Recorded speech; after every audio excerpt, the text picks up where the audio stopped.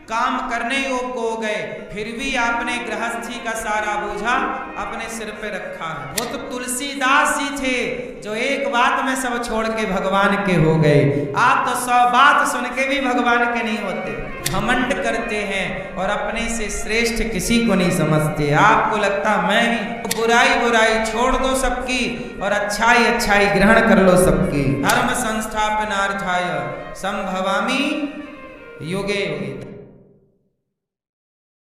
सीख लो उस गधे से, वो बोझा उठाता है मालिक का।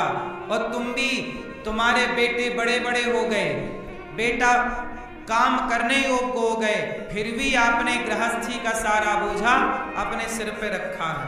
अब तो निकाल के गठरिया बाहर फेंको, बच्चों को सौंपो और अपने चित्त में भगवान का ध्यान करो। अब तो सही हो जाओ कि बुढ़ापे में भी ढोए जा रहे हो। यदि तुम बुढ़ापे में भी बोझा ही ढो रहे हो तो उस गधे में और तुम में अंतर क्या है? आप भी तो गधों की तरह ढो ही रहे हैं, लातें खा रहे हैं परिवार में, बातें सुन रहे हैं परिवार की, फिर भी एक संत जी थे, वो जा रहे थे तो द्वार पर ना एक पति पत्नी का झगड़ा चल रहा था। पत्नी पति को डांट रही थी, दुष्ट कहीं का, जाता भी नहीं है, पड़ा रहता है। बूढ़ा सा पति पत्नी डांट रही है और डंडे से मार भी रही है। तो संत जी को दया आई, संत जी ने कहा, देख भैया, अब तो तेरी पत्नी भी तुझे घर से निकाल रही है, आजा हमारी मंडली में, अब राम राम जपना, साधु बन जा। वो बोला, नहीं महाराज, मैं साधु नहीं बन सकता, मेरी पत्नी आपके सामने डांट रही है, डांटती है सही है, मारती है, पर प्यार भी तो करती है। आदमी 100 जूते खा के भी जगत का मोह छोड़ नहीं पाता। ये बात सच्ची है कि गलत है? वो तो तुलसीदास जी थे जो एक बात में सब छोड़ के भगवान के हो गए। आप तो 100 बात सुन के भी भगवान के नहीं होते हैं?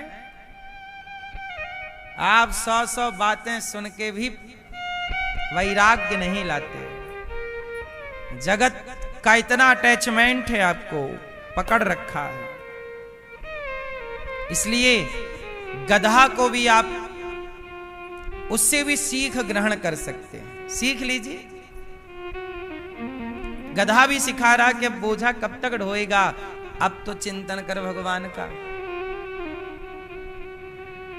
ऊंट से क्या सीखा आपने? ऊंट से क्या सीखा? ऊंट को लगता है मैं सबसे ऊंचा हूं, मैं सबसे बड़ा हूं, पर जब पहाड़ के नीचे आया तो लगा नहीं। तो क्या बोली कहावत के आया ऊंट? हाँ, ऊंट से आप ये सीखो कि वो अपने से बड़ा किसी को नहीं मानता।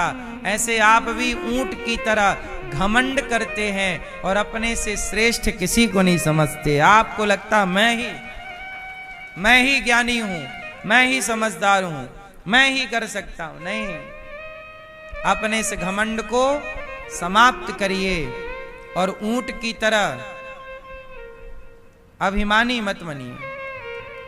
ऊंट अभिमान का प्रतीक है, इसलिए हम सबसे सीख सकते हैं। गुलाब से क्या सीखा आप लोगों ने?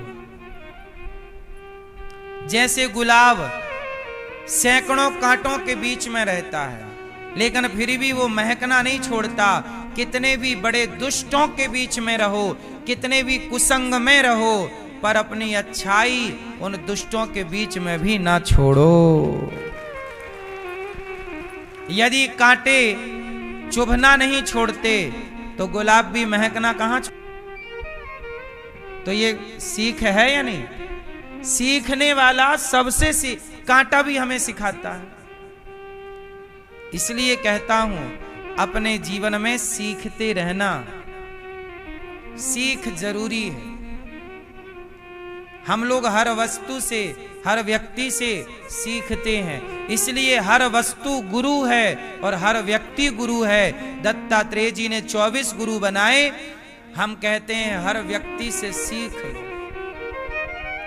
हर व्यक्ति में अच्छाई और बुराई होती है, हर वस्तु में अच्छाई और, तो बुराई बुराई छोड़ दो सबकी और अच्छाई अच्छाई ग्रहण कर लो सबकी।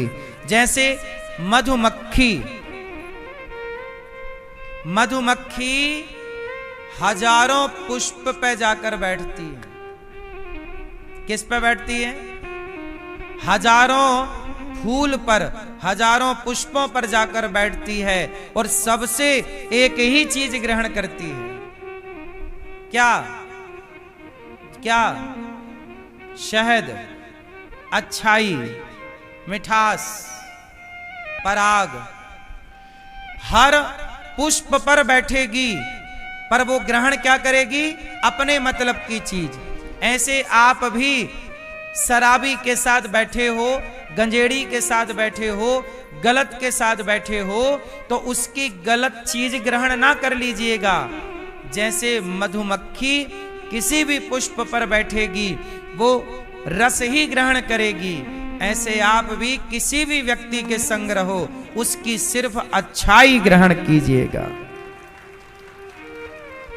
उसकी बुराई ग्रहण, क्योंकि बुराई भी होगी उस व्यक्ति में और अच्छाई भी उस व्यक्ति में है। अब आपको मधुमक्खी बनना है।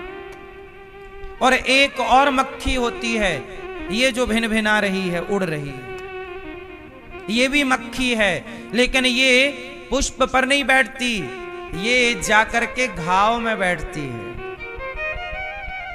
आपके शरीर में कहीं भी घाव होगा, ये तुरंत जाके वहीं बैठेगी। बोलो हाँ कि ना? हाँ। ये मक्खी अच्छाई ग्रहण नहीं करती, ये बुराई ग्रहण करती है। इसलिए इस मक्खी का पालन नहीं होता, पर मधुमक्खी का पालन होता है, क्योंकि वो अच्छाई को ग्रहण करती है।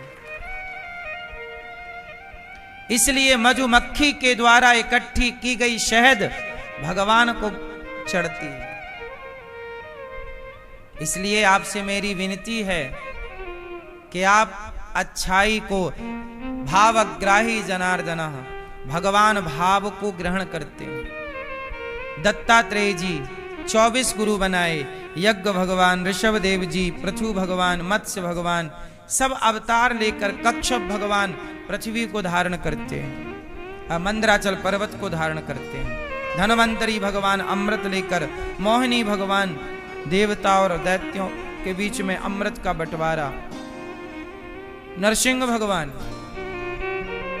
वामन भगवान, परशुराम जी, व्यास जी, राम जी, बलराम जी, कृष्ण अवतार, बुद्ध अवतार, हरि अवतार, हंस, कल्कि, भगवान के 24 अवतार हैं। और हर अवतार क्यों हुआ? धर्म के लिए। धर्म संस्थापनार्थाय संभवामि युगे युगे। धर्म की जब जब हो या धर्म की हानि, बाढ़हि असुर अधम अभिमानी, तब तब धरि प्रभु विविध शरीरा। भगवान धरती पर अवतार क्यों धारण करते हैं? धर्म की स्थापना के लिए।